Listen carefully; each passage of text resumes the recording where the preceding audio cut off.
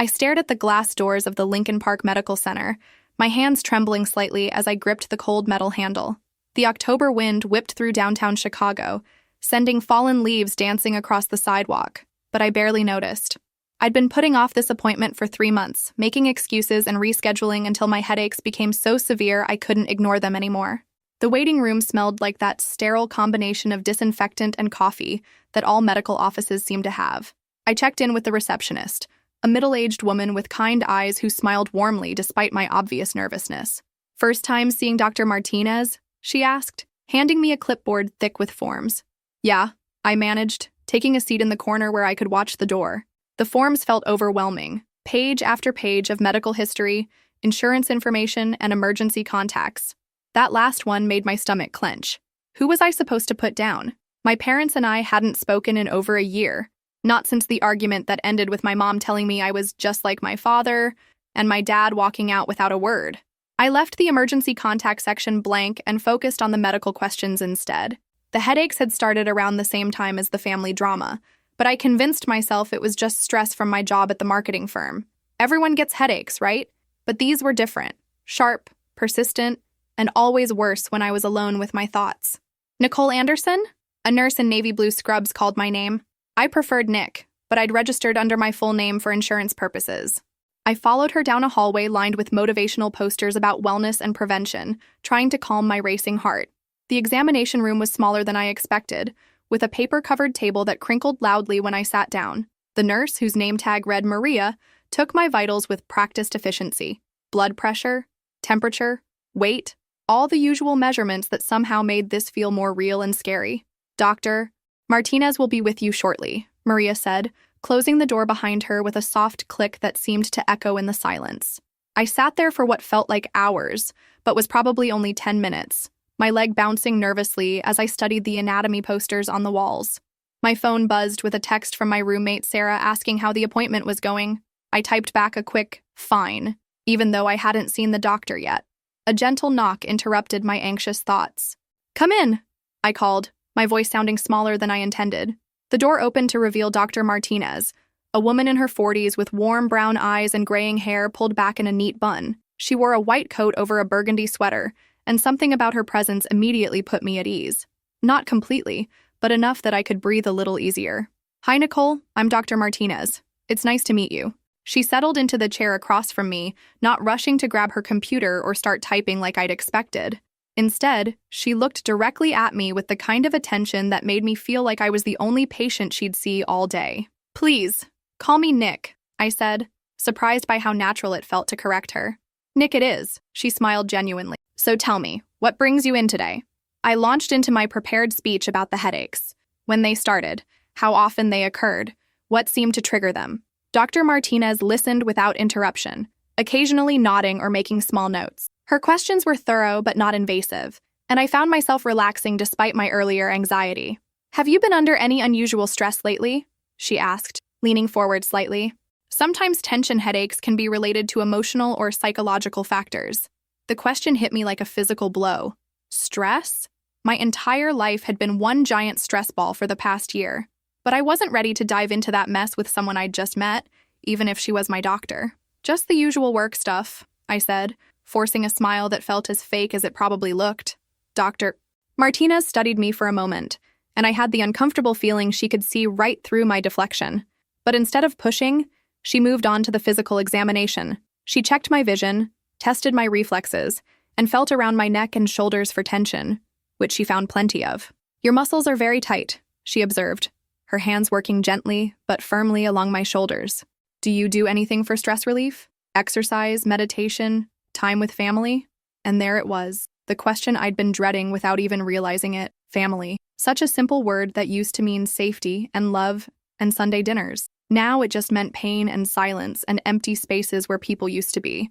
I felt my chest tighten at Dr. Martinez's innocent question about family. The examination room suddenly felt smaller, the walls closing in as memories I'd been carefully avoiding came flooding back. I tried to maintain my composure, but my hands started trembling again, and I clasped them tightly in my lap. "Family is complicated," I said, my voice barely above a whisper. I could hear the shakiness in it, and I knew Dr. Martinez could too. She finished her examination of my neck and shoulders, then moved back to her chair. Instead of immediately diving into medical talk about treatment options, she sat quietly, giving me space to continue if I wanted to. Most doctors would have moved on by now, but something about her patient's silence made me feel like it was okay to say more. I don't really have much contact with my family anymore, I admitted, staring down at my hands. The words felt heavy, like they were being pulled from somewhere deep inside me that I'd tried to seal off. That must be difficult, Dr. Martinez said gently. Her tone wasn't pitying or judgmental, just understanding.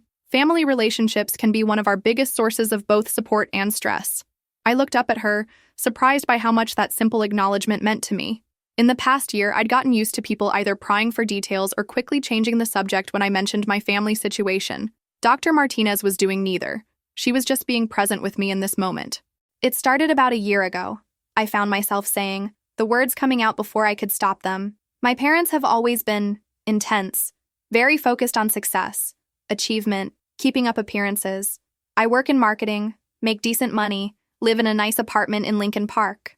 By most standards, I'm doing well. I paused, trying to organize my thoughts. Dr. Martinez waited patiently, not rushing me or filling the silence with empty reassurances. But it was never enough for them. There was always something.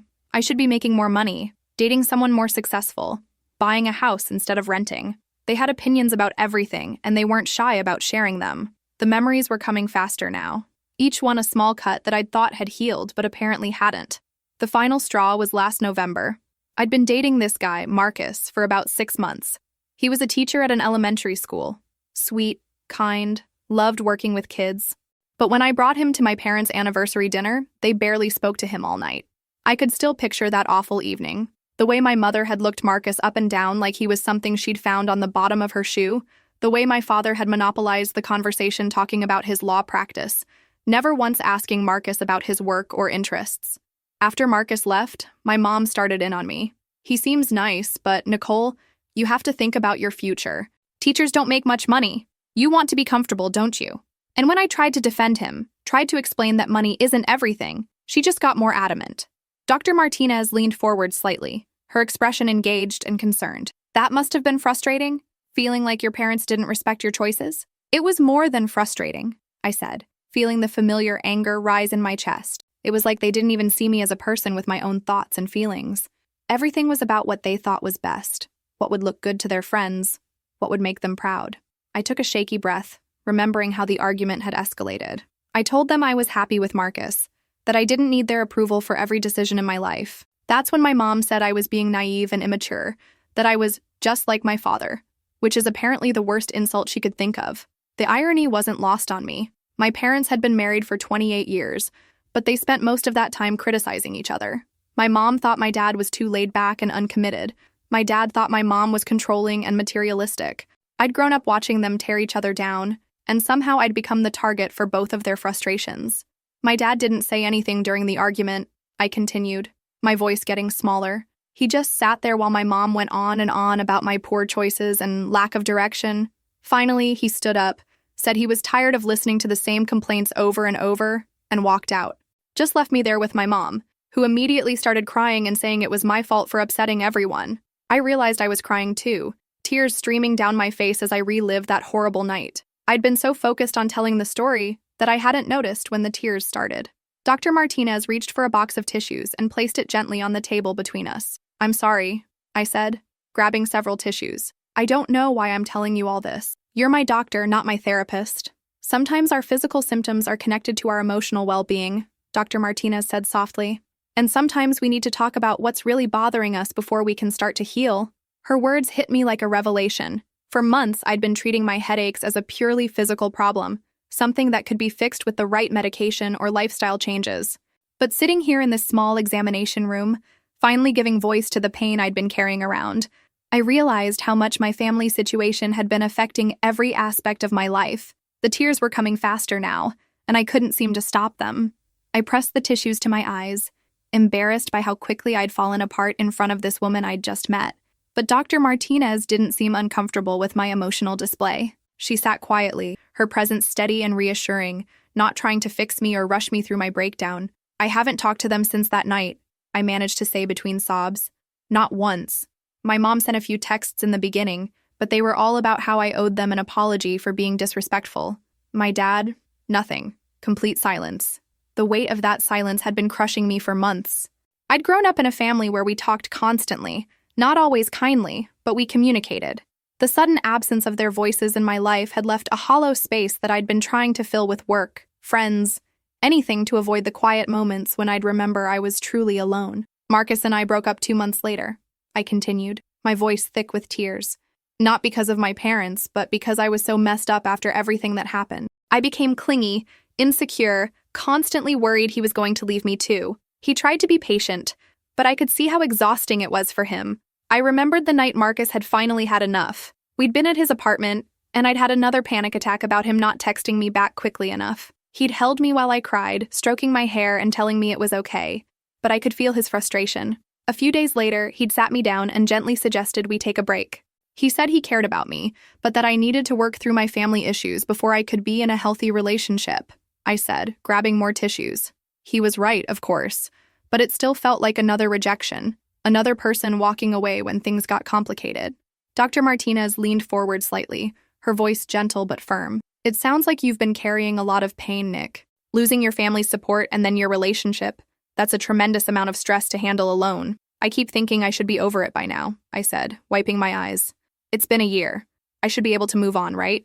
But every time I think I'm doing better, something reminds me of them. I'll see a commercial for a restaurant we used to go to, or I'll want to call my mom about something stupid, and then I remember we don't talk anymore. The admission felt like pulling a splinter from a wound that had been festering for months. I'd been so focused on appearing strong, on proving to myself and everyone else that I didn't need my family, that I'd never allowed myself to grieve what I'd lost. Grief isn't linear, Dr. Martinez said quietly, and losing a relationship with your parents, even a complicated one, is absolutely something to grieve. You're not weak for still feeling this pain. Her words hit me like a physical blow. Grief. I'd never thought of it that way before. In my mind, grief was for people who had died, not for people who had chosen to cut you out of their lives. But sitting here, feeling the full weight of everything I'd lost, I realized that's exactly what this was. I used to call my mom every Sunday, I said, my voice barely audible. We'd talk for an hour about nothing important, what I was cooking for dinner, what she was watching on TV, gossip about the neighbors. I hated those calls sometimes, thought they were boring and repetitive. Now I'd give anything to have one more conversation about her garden or her book club. The tears were flowing freely now, and I'd stopped trying to contain them. Dr. Martinez sat with me in the silence, not trying to offer solutions or make me feel better, just bearing witness to my pain. There was something profound about being seen in my rawest moment by someone who didn't try to fix me or tell me everything would be okay. I've been having these dreams, I confessed, my voice shaking, where I'm back in my childhood home and everyone's there. My parents, my grandparents who died when I was in college, even our old dog Cooper. We're all sitting around the dinner table, and it's like nothing bad ever happened. When I wake up, the disappointment is almost unbearable. I looked up at Dr. Martinez, expecting to see pity or discomfort, but instead I saw something else. Understanding, compassion, and a kind of professional warmth that made me feel safe to continue. The headaches started around the same time as the dreams. I realized aloud, I've been waking up with them, like my body is physically rejecting the return to reality. Our bodies often hold on to stress in ways we don't immediately recognize, Dr. Martinez said gently. What you're describing, the headaches, the tension in your neck and shoulders, even the sleep disturbances, these are all common physical manifestations of emotional trauma. Trauma, another word I'd never applied to my situation. I'd always thought trauma was for people who'd experienced violence or abuse, not for someone whose parents had simply stopped speaking to them. But as Dr. Martinez explained it, I began to understand that losing the foundation of family support, especially in such a sudden and painful way, was indeed traumatic. I don't know how to fix this, I said, my voice small and defeated. I've tried therapy, but I just end up feeling angry and more confused. I've tried reaching out to my parents, but my pride gets in the way. I've tried pretending it doesn't matter, but clearly that's not working either. Dr. Martinez was quiet for a long moment, and I could see her thinking carefully about her response. When she finally spoke, her words were measured and thoughtful. Healing isn't about fixing everything at once, she said. It's about taking small steps, being patient with yourself, and recognizing that some wounds take time to heal. The fact that you're here talking about this, allowing yourself to feel it, that's actually a huge step forward. I sat there in the silence that followed Dr. Martinez's words, tissues scattered around me like fallen leaves. The crying had left me feeling raw and exposed, but also somehow lighter, as if I'd been carrying a weight I hadn't realized was there until it was gone. Dr. Martinez didn't rush to fill the quiet with medical jargon or treatment plans. She simply sat with me, her presence steady and calm. "I feel so stupid," I said finally, my voice hoarse from crying. "I came here for headaches, and instead I've completely fallen apart about my family. You must think I'm a mess." Dr. Martinez shook her head gently. "I think you're human, and I think you've been trying to be strong for so long that you forgot it's okay to be vulnerable sometimes." Something in her tone made me look up at her more carefully. There was a softness in her eyes that went beyond professional compassion, a recognition that felt personal. "Can I tell you something?" she asked, her voice quieter now. "About 15 years ago, I went through something similar with my own family. Different circumstances, but the same kind of painful separation." I was surprised by her willingness to share something personal. Most doctors I'd seen kept a strict professional distance, never revealing anything about their own lives. But Dr. Martinez seemed to understand that sometimes healing required human connection, not just medical expertise. "My parents immigrated from Mexico when I was 5, she continued. "They worked incredibly hard to give me opportunities they never had. When I decided to become a doctor, they were so proud. Their daughter, the doctor. It was everything they'd dreamed of." She paused, and I could see her choosing her words carefully. "But when I married my wife, Elena, they couldn't accept it. They'd grown up in a very traditional culture, and they saw my relationship as a rejection of their values, their faith, everything they'd tried to teach me. The last conversation I had with my father, he told me I was choosing to be selfish, that I was breaking my mother's heart. I felt my own heart clench in recognition. The pain in her voice was so familiar, so similar to what I'd been carrying around. "How long did you go without talking to them?" I asked softly. 3 years, she said. 3 years of missed birthdays, holidays, family celebrations. I threw myself into my residency, worked 18-hour days, told myself I was fine, but I wasn't fine. I was angry and heartbroken and so incredibly lonely. The way she described it was exactly how I'd been feeling. That terrible combination of anger and grief that came with losing the people who were supposed to love you unconditionally. "What changed?" I asked, genuinely curious about how someone could bridge such a painful gap. "My mother had a heart attack," Dr. Martinez said quietly. "Elena and I rushed to the hospital, not knowing if she'd survive. When I saw her lying there, so small and fragile, all the anger just melted away. I realized I'd rather have an imperfect relationship with my parents than no relationship at all. I could picture it. The moment when pride and hurt feelings suddenly seemed less important than love and connection. But I also felt a pang of fear. What if my parents never had that kind of wake-up call? What if we were both too stubborn to bridge the gap? It wasn't easy," Dr. Martinez continued. "We had to rebuild our relationship slowly, with lots of difficult conversations. They still don't completely understand my marriage, and I still get frustrated with some of their attitudes. But we found a way to love each other despite our differences." She reached across the small space between us and handed me a fresh tissue, even though I hadn't realized I was crying again. "I'm not saying your situation is the same as mine," she said gently. "Every family dynamic is different. But what I learned is that sometimes the people we love hurt us precisely because they love us. They're so invested in our lives that they forget we need to make our own choices, even when those choices disappoint them." Her words hit me like a revelation. I'd been so focused on my parents' criticism and disapproval that I'd forgotten they came from a place of caring, even if it was misguided. They weren't trying to hurt me. They were trying to protect me from what they saw as poor decisions. "I miss them so much," I whispered, the admission feeling like a physical relief. "I miss my mom's terrible cooking and my dad's bad jokes. I miss having people who knew me when I was little, who remember all my stories and inside jokes. I miss having a family." Dr. Martinez nodded knowingly. "Missing them doesn't mean you were wrong to stand up for yourself. You can grieve the relationship you lost while still believing you deserved better treatment." The concept was revolutionary to me. For months, I'd been telling myself that if I missed my parents, it meant I should apologize and try to go back to the way things were. But Dr. Martinez was suggesting something different, that I could honor my own needs while still acknowledging the love and loss involved. "The headaches," I said suddenly, making the connection, "they're not just from stress. They're from holding back tears, from clenching my jaw when I think about them, from carrying around all this unexpressed grief." "Your body has been trying to tell you something," Dr. Martinez agreed. "Physical symptoms often appear when we're not addressing our emotional needs. The headaches are your body's way of saying, pay attention to this pain you're carrying." For the first time in months, I felt like I understood what was happening to me. The headaches weren't a mysterious medical problem. They were a manifestation of the emotional work I'd been avoiding. And sitting here with Dr. Martinez, finally giving voice to all the pain I'd been carrying, I could feel some of the physical tension beginning to release. "What do I do now?" I asked, feeling simultaneously exhausted and hopeful. Dr. Martinez smiled warmly. "Now you take it one day at a time. You keep talking about how you're feeling, whether that's with a therapist, a friend, or just with yourself. You practice self-compassion, and maybe, when you're ready, you consider whether there's a way to reconnect with your parents that doesn't require you to sacrifice your own needs." She stood up and moved to her computer, but instead of rushing into medical recommendations, she turned back to me. "I'm going to recommend some physical therapy for the tension in your neck and shoulders, and we'll start you on a low-dose muscle relaxer to help with the headaches. But I think the most important treatment is going to be addressing the emotional component of what you're experiencing."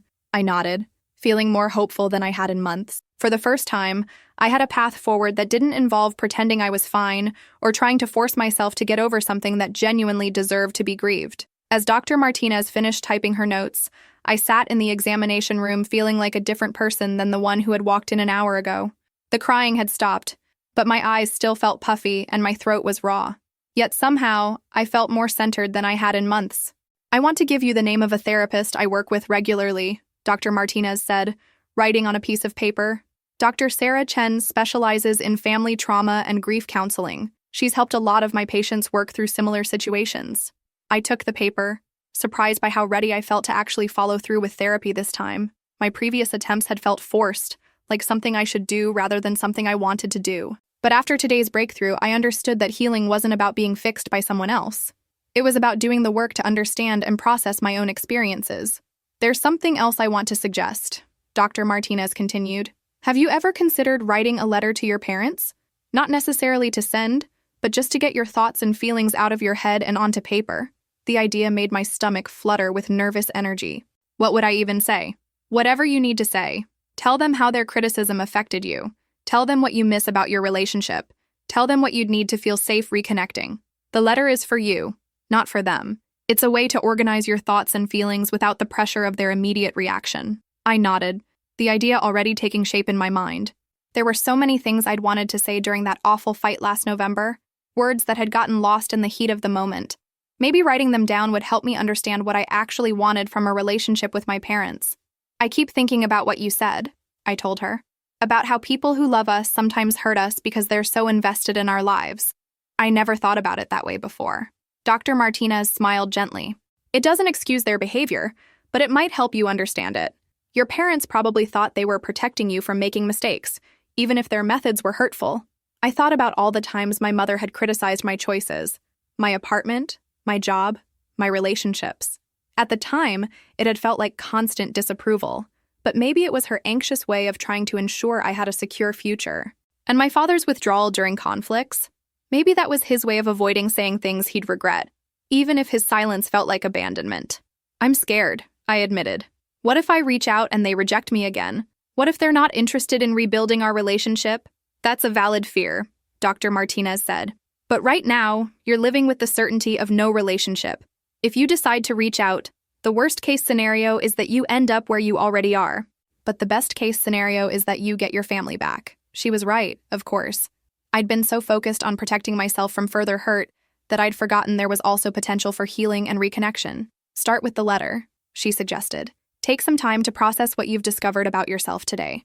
Work with Dr. Chen on understanding your family patterns and what you need to feel emotionally safe. Then, if and when you're ready, you can decide whether to reach out." I felt a flutter of something I hadn't experienced in months. Hope. Not the desperate, anxious hope I'd felt in the immediate aftermath of the fight, but a quieter, more mature hope based on self-understanding and realistic expectations.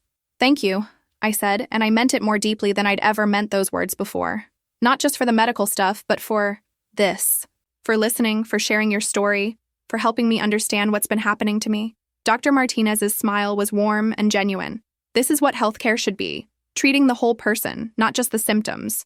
"I'm glad I could help you see that your headaches and your heartache are connected." As I gathered my things to leave, I felt different in my body. The tension in my shoulders had eased, and for the first time in months, I didn't have a headache. The crying had been cathartic, releasing months of pent-up emotion that had been literally giving me pain. "I'll call Dr. Chen tomorrow," I promised, tucking her contact information into my purse. "And Nick?" Dr. Martinez said as I reached for the door handle. Be patient with yourself. Healing isn't linear, and there might be setbacks along the way. But what you did today, allowing yourself to be vulnerable, to really feel your grief, that takes tremendous courage. I walked out of the medical center into the crisp October afternoon feeling lighter than I had in a year. The Chicago streets bustled with their usual energy, but I noticed things I'd been missing. The way the late afternoon sun painted the buildings golden, the sound of children laughing in a nearby park, the smell of coffee drifting from a cafe. On the train ride home, I pulled out my phone to text Sarah. Instead of my usual fine response, I typed, "It was really good. I'll tell you about it when I get home." For the first time in months, I had something real to share with my friend. I had hope, I had a plan, and I had a new understanding of myself that felt solid and true. That evening, I sat at my kitchen table with a blank piece of paper and a pen. At the top, I wrote, "Dear Mom and Dad."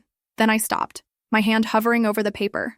There was so much to say, so much hurt and love and longing to untangle. But for the first time in a year, I felt ready to try. Dr. Martinez had shown me that healing was possible, that I didn't have to choose between honoring my own needs and loving my family. Maybe there was a way to have both. I began to write, letting the words flow without censoring them. It was messy and emotional and probably incoherent in places, but it was honest. And that felt like exactly the right place to start. Outside my window, Chicago glittered in the darkness, full of millions of people navigating their own complicated relationships and family dynamics. I wasn't alone in this struggle, and I wasn't powerless to change it. The headaches might come back, the grief might resurface, and the path forward might be uncertain. But I finally understood that healing wasn't about eliminating pain. It was about learning to move through it with grace and self-compassion. And for the first time in a year, that felt like something I could actually do.